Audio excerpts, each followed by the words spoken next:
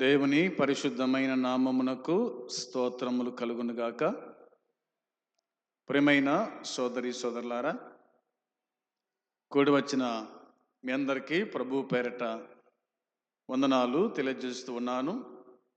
దేవుని మహాకృపను బట్టి మరొక నూతన దినాన్ని దేవుడు మనకు అనుగ్రహించాడు. ఈ దినమున దేవుని వాక్యమైన బైబిల్లో నుండి మరికొన్ని విషయాలు మనము నేర్చుకుందాం. ఇప్పటికే దాదాపుగా మనము దేవుని కోపంతో నిండిన 7 పాత్రలు అనే అంశం మీద వింటూ వస్తున్నాం. ఇప్పటికి దాదాపుగా 5 పాత్రల గురించి మనము నేర్చుకున్నాం. ఈ దినమున 6వది 7వది కూడా ఈ 2 విషయాలు మనం నేర్చుకొని ఈ యొక్క పాత్రల యొక్క ముగింపు మనము చేసుకుందాం. రండి, 16వ అధ్యాయము ప్రకటన గ్రంథం 16వ అధ్యాయము 12, 13, 14, 15, 16 వచనాలు. ఈ వచనాలు చదివి ధ్యానం చేసుకుందాం. 6వ దూత తన పాత్రను యూఫ్రటీస్ అను మహానది మీద కుమ్మరింపగా, తూర్పు నుండి వచ్చు రాజులకు మార్గము సిద్ధపరచబడినట్లు దాని నీళ్లు ఎండిపోయాను. మరియు ఆ ఘటసర్పము నోట నుండి, క్రూరమృగము నోట నుండి, అబద్ధ ప్రవక్త నోట నుండి కప్పల వంటి 3 అపవిత్రాత్మలు బయలు వెడలగా చూచితిని. అవి సూచనలు చేయునట్టి దయ్యముల ఆత్మలే. అవి సర్వాధికారి అయిన దేవుని మహాదినమున జరుగు యుద్ధమునకు లోకమంతట ఉన్న రాజులను పోగు చేయవలెనని వారి యొద్దకు బయలు వెళ్ళి, ఎబ్రీ భాషలో అర్మగెద్దోను చోటుకు వారిని పోగు చేశాను. ఇదిగో, నేను దొంగవలే వచ్చుచున్నాను. తాను దిగంబరుడుగా సంచరించుచున్నందున జనులు తన దిశమేలను చూతరేమో అని మెలకువగా ఉండి తన వస్త్రము కాపాడుకొనువాడు ధన్యుడు. దేవుడు ఈ మాటలు దీవించి మనకు అనుగ్రహించినట్లుగా తల వంచితే ప్రార్థన చేసుకుందాం. ప్రేమ నమ్మకము కలిగిన పరలోకమందున్న మా తండ్రి, నీ పరిశుద్ధమైన పాదములకు వందనాలు, స్తోత్రములు, కృతజ్ఞత స్తుతులు చెల్లించుకుంటున్నాము. నాయన, కనికర సంపన్నుడవు, కృప చూపేటువంటి దేవుడవు, నిన్న నేడు ఏకరీతిగా ఉండి కాపాడుచున్న పరిశుద్ధుడవు, నీకు స్తోత్రాలు స్తుతులు చెల్లించుకుంటున్నాం. ఈ దినము ఈ సమయమందు చదివిన లేఖన భాగం దీవించి ఆశీర్వదించండి. వింటున్న మాకు, చూస్తున్న ప్రజల కూడక అర్థమైనట్లుగా మీరు బోధించి సహాయం చేయమని మా రక్షకుడైన యేసుక్రీస్తు నామంలో ప్రార్థించుచున్నాము తండ్రి, ఆమేన్. దేవునికి స్తోత్రం. ప్రభునందు సోదరి సోదరులారా, ఈ 6వ దూత తన పాత్రను యూఫ్రటీస్ అను మహానది మీద కుమ్మరింపగా అనే మాట మనకు కనిపిస్తూ ఉంది. మహానది అనే మాట కనిపిస్తుంది. యూఫ్రటీస్ నది, ఇది ఏదెను తోటలో ఒకటి అనేది మనకు ఆదికాండంలో మనం గమనించగలుగుతాం. ఎందుకు ఆ విధంగా ఆ నది మీద కుమ్మరించబడింది అంటే, వాక్యమే చెప్తున్న మాట, తూర్పు నుండి వచ్చు రాజులకు మార్గము సిద్ధపరచబడినట్లు దాని నీళ్లు ఎండిపోయెను అనే మాట రాయబడింది. మామూలుగా మహాసముద్రము, మహానది, మహాసముద్రము, ఈ సముద్రాలలో కేవలము ఓడ ప్రయాణం మాత్రమే ఉంటుంది, లేదా ఫ్లైట్లో వెళ్ళాల్సి వస్తుంది. అయితే ఈ మహానది మీద ఆరవ దూత తన పాత్రను కుమ్మరింపగా నీళ్లు ఎండిపోయాను. ఆ ఎండిపోయినటువంటి ఆ యొక్క నదిలో నుండి రాజులు వారు మార్గం ఏర్పాటు చేసుకొని మరి వారు వచ్చిరి అన్నమాట ఇందులో మనకు కనిపిస్తూ ఉంది. ఈ విషయాన్ని మనం జ్ఞాపకం చేసుకున్నప్పుడు ఇలాగ దేవుని వాక్యం మనకు గుర్తు చేస్తూ ఉంది. తూర్పు నుండి వచ్చు రాజులకు మార్గము సిద్ధపరచడం అనేది కనిపిస్తుంది. యెషయా గ్రంథం 41వ అధ్యాయం చూస్తే, యెషయా గ్రంథం 41వ అధ్యాయము 2వ వచనము చదువుకుందాం. 2వ వచనము మనము చదువుదాం. తన ప్రవర్తన అంతటిలో నీతిని జరిగించు వానిని తూర్పు నుండి రేపి పిలిచిన వాడెవడు? ఆయన అతనికి జనములను అప్పగించుచున్నాడు, రాజులను లోబరుచుచున్నాడు. ధూళివలే వారిని అతని ఖడ్గమునకు అప్పగించుచున్నాడు. ఎగిరిపోవు పొట్టువలే అతని వింటికి వారిని అప్పగించుచున్నాడు అని దేవుని వాక్యం గుర్తు చేస్తుంది. ఎందుకు దేవుడు మార్గాన్ని ఏర్పాటు చేసినాడు? ఎందుకు దేవుడు యూఫ్రటీస్ నది మీద తన కోపముతో నిన్నటి యొక్క పాత్రను ఎందుకు మరించినాడు అని మనం ఆలోచన చేసినప్పుడు, ఇక్కడ దేవుడు ఇశ్రాయేలుకు సహాయము చేస్తాడని మనం చూస్తాం. ఆ ప్రకారమే దేవుని వాక్యం చెప్తున్న మాట ప్రకారంగా తన ప్రవర్తన అంతటిలో నీతిని జరిగించు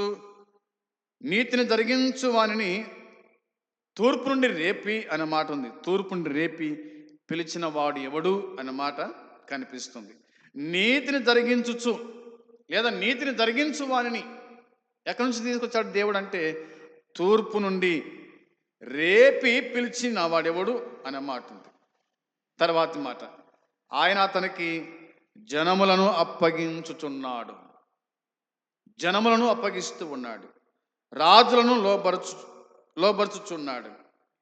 ధూళివలే వారిని అతని ఖడ్గమునకు అప్పగించుచు ఉన్నాడు. ఎగిరిపోవు పొట్టు వలె అతన్ని వింటికి వారిని అప్పగించున్నాడు అని దేవుని వాక్యం చెబుతూ ఉంది. అందుని బట్టి దేవుడు ఏదైనా ఒక కార్యం చేశాడంటే దాంట్లో నీతి ఉంటుంది, నిజాయితీ ఉంటుంది అన్నది దేవుని వాక్యం గుర్తు చేస్తుంది. ఆయన అప్పగించడానికే దేవుడు ఆ మార్గాన్ని ఏర్పాటు చేసినట్టుగా మనం చూస్తాం. ఎంతమందిని అప్పగించాడో చూడండి. నీతిని జరిగించు వానికి జనములను అప్పగించుట, రాజులను అప్పగించుట, అధికారులను అప్పగించుట, రాజ్యాన్ని అప్పగించుట అన్నది దేవుని వాక్యంలో మనం చూస్తూ ఉన్నాం. అలాగా మనము అర్థం చేసుకునే వారిగా ఉండాలి. ఇంకా ఇలా రాయబడింది అదే అధ్యాయంలోనే చూడండి, 41వ అధ్యాయము 25వ వచనం కూడా చూద్దాం. 25వ వచనం కూడా మనం చదివితే, ఉత్తర దిక్కు నుండి నేనొకరిని రేపుచున్నాను అన్నాడు.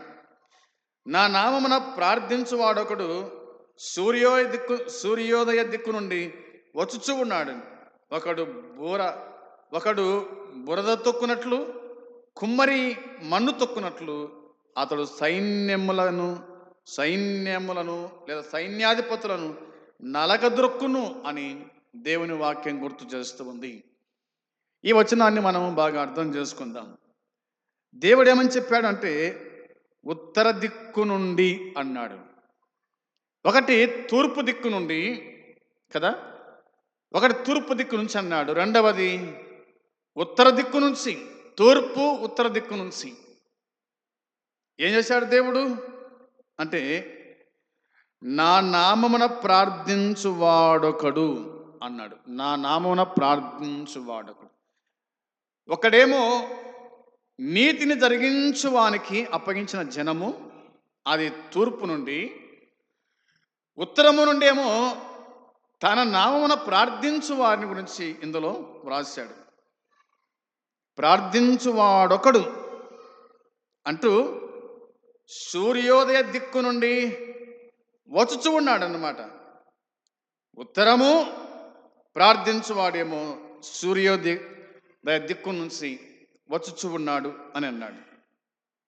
ఇక ఒకడు బురద తొక్కునట్లు, కుమ్మరి మన్ను తొక్కునట్లు అతడు సైన్యాధిపతులను నలగదొక్కును అన్నమాట.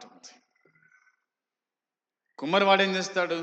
కుండం చేయడానికి ముందు బురదను నలగదొక్కుతాడు, తన కాలితో మెత్తను చేస్తాడు.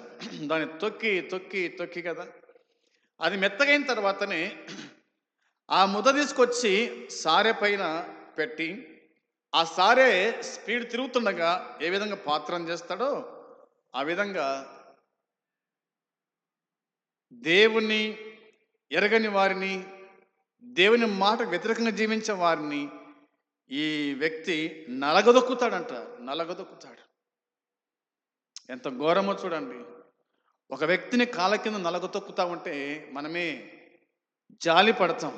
అవునా? ఎందుకు అడ్డుకుతున్నాడు వాడు? వాడు మనిషే కదా, వీడు మనిషే కదా, ఎందుకు అడ్డుకుతున్నాడంటే అంతే, ఇంకా దేవుడు ఆజ్ఞాపించినాడు కాబట్టి అది ఖచ్చితం, వాస్తవం. అది అంతే, ఇంకా అది వాస్తవం.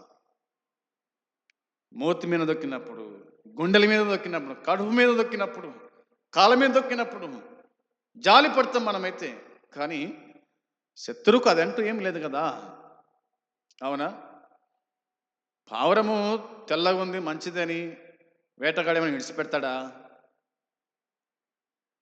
నెమలి అందమైందని చెప్పేసి ఏమైనా వేటగాడు విడిచిపెడతాడా? కాదు కదా. తనకు కావాల్సిన అందంగా, తనకు కావాల్సింది కడుపు నిండాలా, అంతే. ఆ విధంగా దేవుని వాక్యం మనకు గుర్తు చేస్తూ ఉంది. మరి ఒకడు బురద తొక్కునట్లు, కుమ్మరి మన్ను త్రొక్కునట్లు అతడు సైన్యాధిపతులను నలగద్రొక్కును. సైన్యాధిపతులను నలగద్రొక్కుతాడనమాట మనకు కనిపిస్తూ ఉంది. ఇది మనము 12వ వచనానికి సాదృశ్యంగా మనము జాగ్రత్తగా ఆలకించాలి. చూడండి, ఇప్పుడు 13 వచనం చూడండి. 13వ వచనము మనం చదువుకుందాం. ప్రకటన గ్రంథము 16వ అధ్యాయము 13వ వచనంలో, మరియు ఆ ఘట సర్పము నోట నుండి, క్రూరముఖము నోట నుండి, అబద్ధ ప్రవక్త నోట నుండి కప్పల వంటి 3 అపవిత్రాత్మలు బయలు వెడలుగా చూచితిని అని రాయబడింది. అపవిత్రాత్మలు అనే మాట కనిపిస్తుంది. యేసుక్రీస్తు ప్రభు ఈ భూమి మీద ఉన్నప్పుడు అపవిత్ర ఆత్మలు పట్టినటువంటి వాళ్ళు చాలా మంది వచ్చినారు ప్రభు దగ్గరికి. ఎందుకు అంటే ఆయన విడిపిస్తాడు అని, వాటిని గద్దిస్తాడు అని. ఆయనను చూడగానే అపవిత్ర ఆత్మలు గజగజ వనికి వారిని వదిలిపోయినట్టుగా దేవుని వాక్యం మనకు గుర్తు చేస్తూ ఉంది. అపవిత్ర ఆత్మలు అనే మాట ఉంది. దేవుడిచ్చిన ఆత్మ మనలో ఉంది, అయితే అంతకు మించి అపవిత్ర ఆత్మలు అనగా అపవాది వారిని బంధించినట్టుగా మనము చాలా చూస్తాం. అపవాది చేత బంధించబడిన అబ్రహాము కుమార్తెన ఈమెను విశ్రాంతి దినమున విడుదల చేయకూడదా అని యేసుక్రీస్తు ప్రభువారు సమాజ మందిరపు అధికారితో చెప్పినట్టుగా మనం చూస్తాం. వాస్తవమే కదా. అందుకోసమే ఈ వచనాలు మనం జ్ఞాపకం చేసుకుంటే, అపవిత్రాత్మలు, ఘట సర్పము అనే మాట కనిపిస్తుంది. ఘట సర్పం అంటే సాతానే. సాతానే అనే మాట బైబిల్ మనకు జ్ఞాపకం తీసుకొని వస్తూ ఉంది. చూడండి, 12వ అధ్యాయం చూస్తారా? 12వ అధ్యాయం ప్రకటన గ్రంథము వచనం 3 చదువుకుందాం. 3వ వచనము రాయబడిన మాట జ్ఞాపకం చేస్తాను. 12:3లో, అంతటా పరలోకమందు ఇంకొక సూచన కనబడెను. ఇదిగో ఎర్రని మహాఘట సర్పము అనే మాట. ఎర్రని మహాఘట సర్పము అనే మాట ఉంది. వచనం 9 చదువుదాం. చూడండి, 9వ వచనం కూడా చూద్దాం. కాగా సర్వలోకమును మోసపుచ్చుచు అపవాదియు అనియు సాతాననియు పేరు గల ఆది సర్పమైన ఆ మహాఘట సర్పము పడద్రోయబడెను. అది భూమి మీద పడద్రోయబడెను, దాని దూతలు దానితో కూడా పడద్రోయబడిరి అనే మాట ఉంది. పడద్రోయబడెను, పడద్రోయబడెను, పడద్రోయబడెను అనేది దేవుని వాక్యం చెబుతుంది. సర్వలోకమును మోసపుచ్చు అనే మాట ఉంది. సర్వలోకాన్ని మోసపుచ్చేది ఎవరంట? వాక్యం చెబుతుంది, అపవాదనియు సాతాననియు ఆది సర్పమైన మహాఘట సర్పమనియు అనే మాట కనిపిస్తూ ఉంది. సర్వలోకాన్ని మోసపుచ్చేటువంటి అపవాది సాతాను, ఘట సర్పం. మరికొంతమంది తన అనుచరులు ఉన్నారు కదా, వారు కూడా నిన్ను నన్ను మోసగించే వాళ్ళుగా ఉన్నారు. నువ్వు మోసపోయినావంటే అది నీ తప్పు కాదు, మోసగించేవాడు నిన్ను మోసగించినాడు. అవునా? మోసగించేవాడు నిన్ను మోసగించినాడు. ఈనాడు విశ్వాసులు సైతం మోసపోతున్నారు. ఒక సహోదరి నా ఎద్దకు వచ్చి ఏడుస్తూ చెప్పిన మాట ఏమిటంటే, అన్నా నా భర్త నా మాట వినలేదు, చూసినోళ్ళే కదా అని చెప్పేసి 15 లక్షలు వాళ్ళ చేతులు పెట్టాడు. వారి ఫోన్ లేదు, వారి ఫోన్ స్విచ్ ఆఫ్ ఉంది, వారి అడ్రస్ లేరు, 15 లక్షలు మేము నష్టపోయినాం అని మోసపుచ్చినారంతే. మోసపుచ్చేవాడు, సర్వలోకాన్ని మోసపుచ్చేవాడు సాతానైతే, నిన్ను నన్ను మోసపుచ్చేవారు మనల్ని ఎరిగిన వారు కావచ్చు, మనకు పరిచయమైన వారు కావచ్చు. మోసపోవద్దు అనే దేవుని వాక్యం మనకు గుర్తు చేస్తూ ఉంది. మృగము అంటే క్రీస్తు విరోధి, మృగము అంటే క్రీస్తు విరోధి అని దేవుని వాక్యం చెబుతుంది. ఎక్కడాకి క్రీస్తు విరోధి అని చూడండి, 19వ అధ్యాయం 20 వచనం చూద్దాం.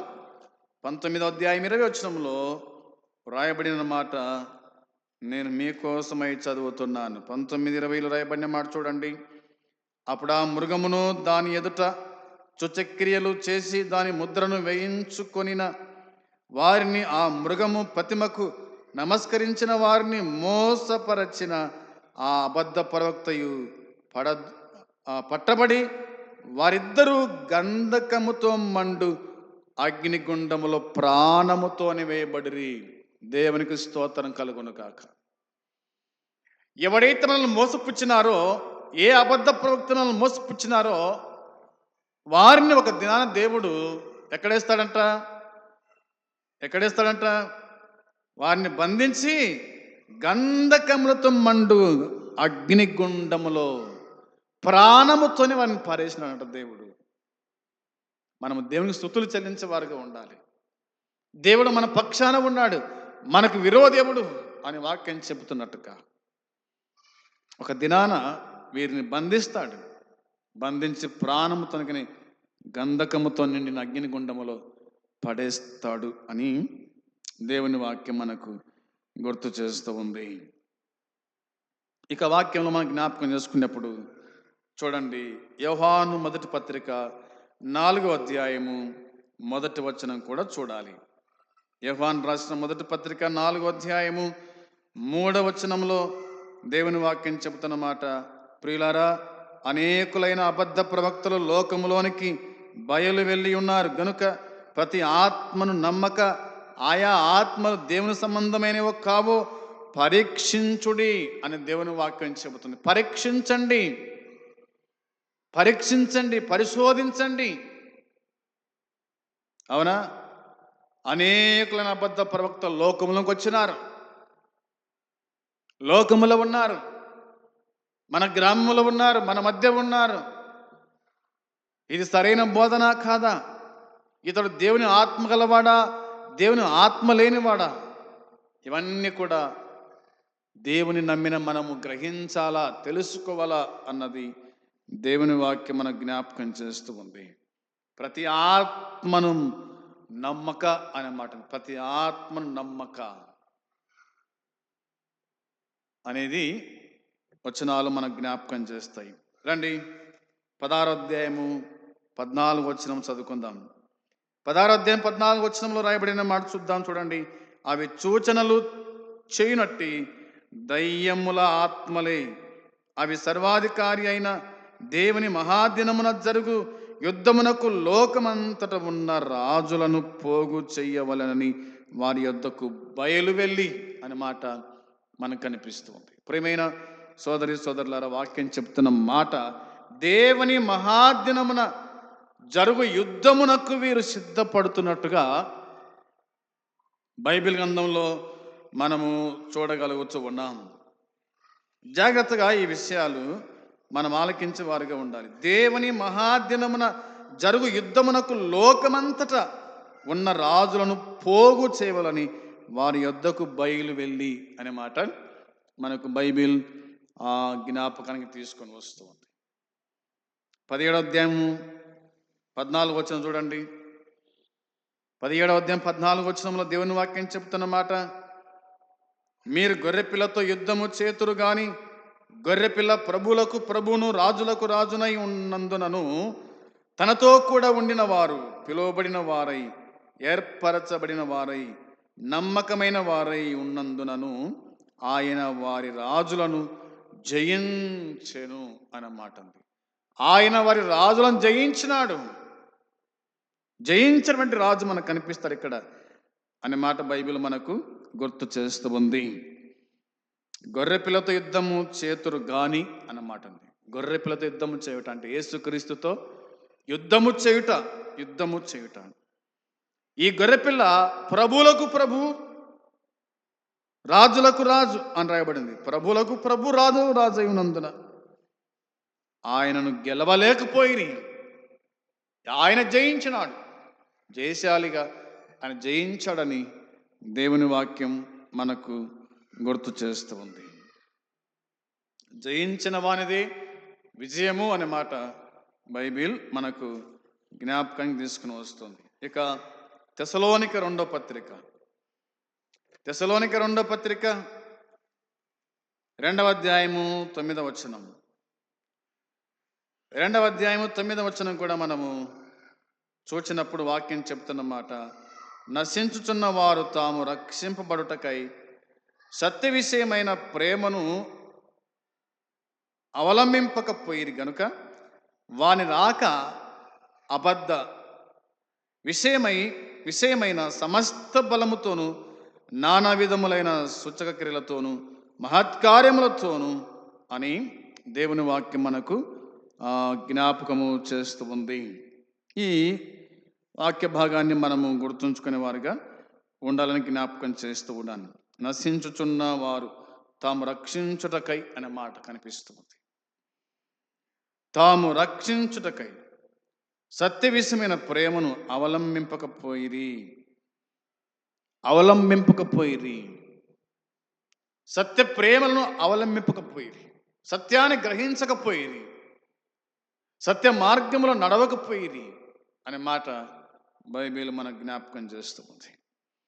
చాలామంది సత్యాన్ని నమ్మరు, అసత్యాన్ని నమ్ముతారు. నిజము నమ్మరు, అబద్ధాన్ని నమ్ముతారు. ఇది ఈ లోకం. అది మనము గుర్తుంచుకోవాలి. ఇక దేవుని వాక్యం చెప్తున్న మాటలు మనము ఆలోచన చేస్తే ఇలాగ బైబిల్లో మనకు కనిపిస్తుంది. తిమోతికి రాసిన మొదటి పత్రిక 4:1 తిమోతికి రాసిన మొదటి పత్రిక 4వ అధ్యాయము 1వ వచనం మనం చూడగా దేవుని వాక్యము మనకు చెప్తుంది, అయితే కడవరి దినములలో కొందరు అబద్ధికుల వేషధారణ వలన మోసపరచు ఆత్మల యందును దయ్యముల బోధ యందును లక్ష్యముంచి విశ్వాస భ్రష్టులకు దాన్ని ఆత్మతేటగా చెప్తూ ఉన్నాడు. ఎంత దినాలు, ఈ చివరి దినాలు, ప్రభు రాకడ దినాలు అని మనకు అర్థమవుతుంది. కాబట్టి కొందరు అనే మాట ఉంది. కొందరు అబద్ధికుల వేషధారణ వలన మోసపరచు ఆత్మల యందు దయ్యముల బోధ యందు లక్ష్యముంచి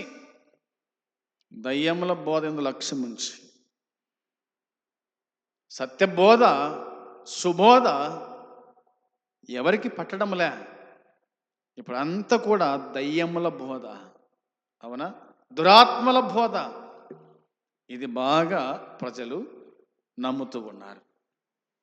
సుబోధన నమ్మడం లేదు, సత్యమైన బోధన నమ్మడం లేదు, ఉన్నది ఉన్నట్టుగా చెప్తే నమ్మడం లేదు. మోసపోతున్నారనమాట, విశ్వాస భ్రష్టులవుతున్నారు అని ఆత్మ తేటగా చెబుతున్న తిమోతి జాగ్రత్త అని తిమోతికి పౌలు చెప్పినట్టుగా మనము గ్రహించగలుగుతూ ఉన్నాం. మరో మాట చూపిస్తాను చూడండి. యాకోబు రాసిన పత్రిక 3వ అధ్యాయం 15వ వచనం.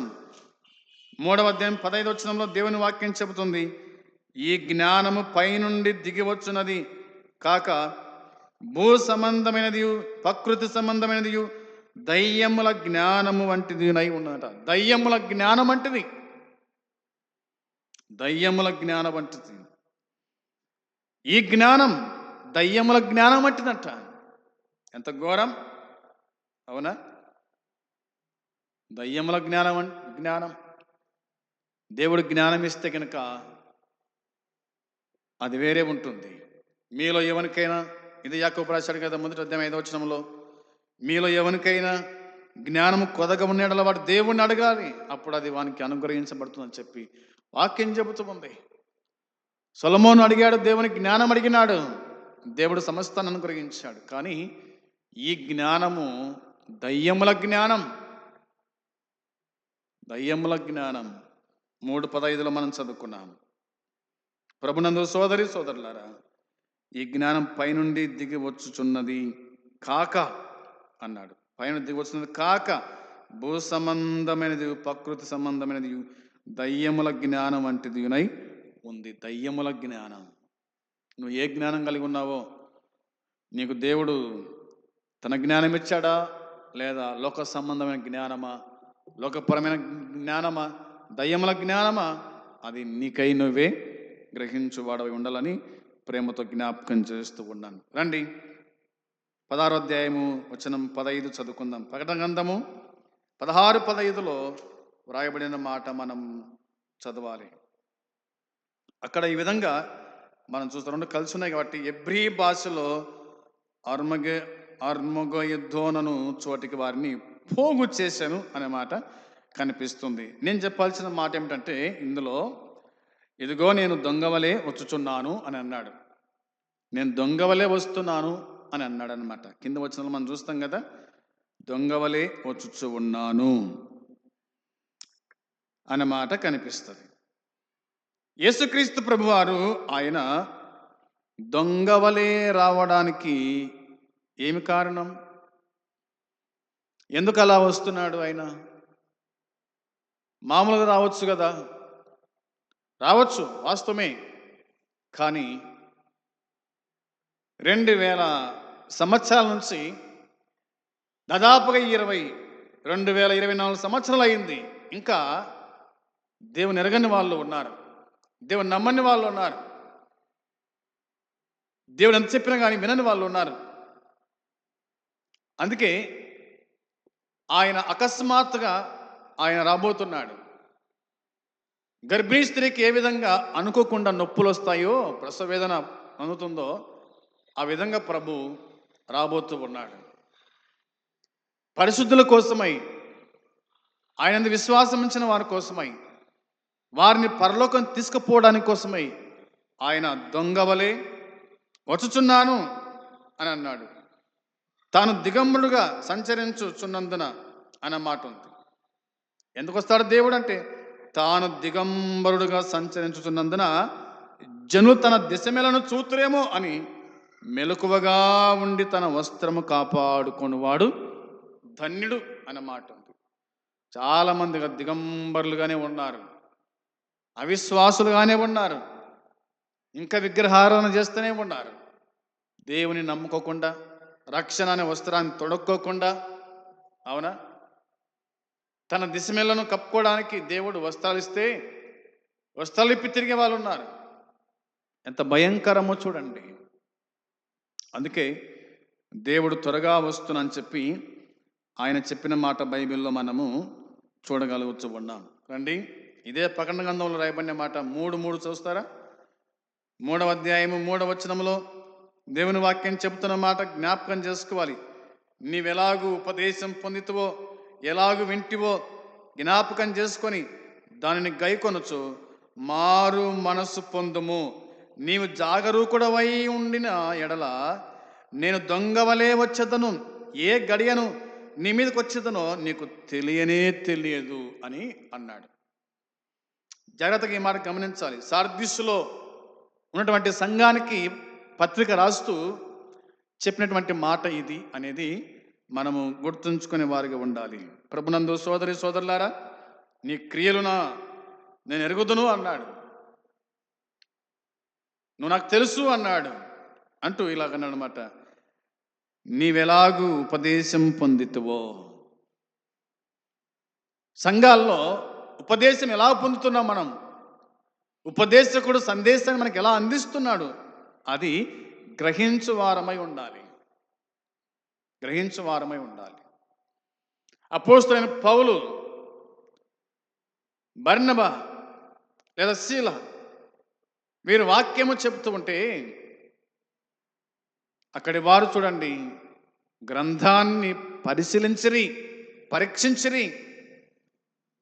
పేతురు చెప్పిన మాటలు, బైబిల్ చెప్పిన మాటలు కరెక్ట్గా ఉన్నాయి లేదా అని చెప్పేసి వారు పరిశీలించారంట.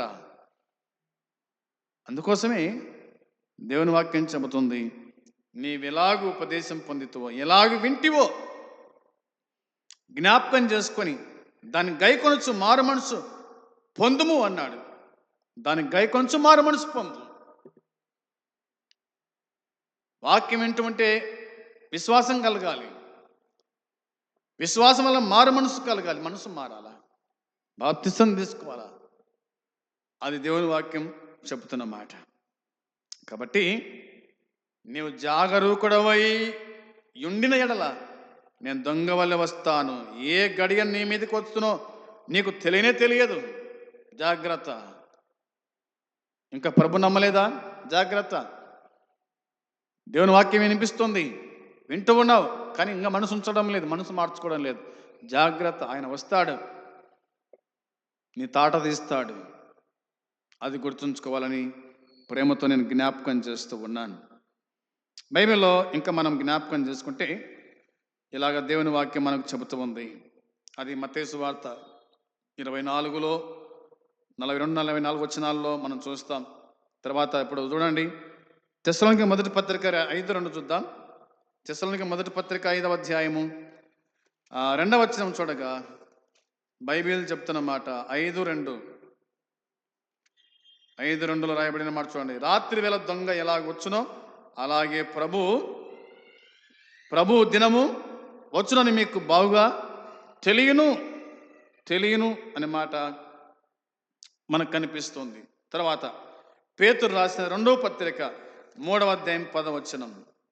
పేతురు రాసిన 2వ పత్రిక 3వ అధ్యాయము 10వ వచనం కూడా మనము చూస్తే వాక్యం ఇలా చెబుతుంది. అయితే ప్రభు దినము దొంగ వచ్చినట్లు వచ్చును, ఆ దినమున ఆకాశములు మహాధ్వనితో గతించిపోవును, పంచభూతములు మిక్కుటమైన వేండ్రముతో కరిగిపోవును, భూమియు దాని మీదనున్న కృత్యములన్నీ కాలిపోవును అనే మాట దేవుని వాక్యం మనకు గుర్తు చేస్తూ ఉంది. దేవుడు దొంగ వలె వస్తాను అంటున్నాడు. ప్రభు దినము దొంగ వచ్చినట్లు వచ్చును అనే మాట బైబిల్ జ్ఞాపకము మనకు చేస్తూ ఉంది. ఇది జ్ఞాపకంలో ఉంచుకోవాలి. తాను దిగంబరుడుగా అన్నమాట, తాను దిగంబరుగా అనే మాట మనకు కనిపిస్తుంది. కాబట్టి దిగంబరులుగా ఉండకుండా బట్టలు ధరించిన వారమై ఉండాలని బైబిల్లో మనము చూడగలుగుతూ ఉన్నాం. చూడండి, ప్రకటన గ్రంథము 3వ అధ్యాయము 17-18 వచనాలు చదువుతారా? 3వ అధ్యాయం 17-18 వచనాల్లో దేవుని వాక్యం చెప్తున్న మాట ప్రకారంగా, నువ్వు దౌర్భాగ్యుడవు, దిక్కుమాలిన వాడవును, దరిద్రుడవును, గుడ్డివాడవును, దిగంబరుడవునై ఉన్నావని ఎరుగక నేను ధనవంతుడను, ధనవృద్ధి చేసి ఉన్నాను, నాకేమీ కొదవలేదని చెప్పుకొను చున్నావు. నీవు ధనవృద్ధి చేసుకున్నట్లు అగ్నిలో పుటము వేయబడిన బంగారమును నీ దిశమెల్ల సిగ్గు కనబడ కుండునట్లు ధరించుకొనుటకు తెల్లని వస్త్రములను నీకు దృష్టి కలుగునట్లు నీ కన్నులకు కాటుకను నా యొద్ద కొనుమని నీకు బుద్ధి చెప్పుతున్నాను. దేవునికి స్తోత్రం కలుగును గాక. నీకు బుద్ధి చెప్తున్నాను అని అన్నాడు. లవోదిక సంఘానికి సందేశం ప్రభు పంపుతూ ఇలాగంటున్నాడు అనమాట. నీవు దౌర్భాగ్యుడవు, నీవు దిక్కుమాలిన వాడవు. అవునా? దిక్కుమాలిన వాడవు, నీవు దరిద్రుడవు, నీవు గుడ్డివాడవు, నువ్వు దిగంబరివని ఎరగక, ఇది ఎరగక నేను ధనవంతుడను, ధనవృద్ధి చేసుకొని ఉన్నాను, నాకేమి కొదవా అని నువ్వు అనుకుంటున్నావే. నీ ఆలోచన తప్పు, అది. నువ్వు అలాగ లేవు.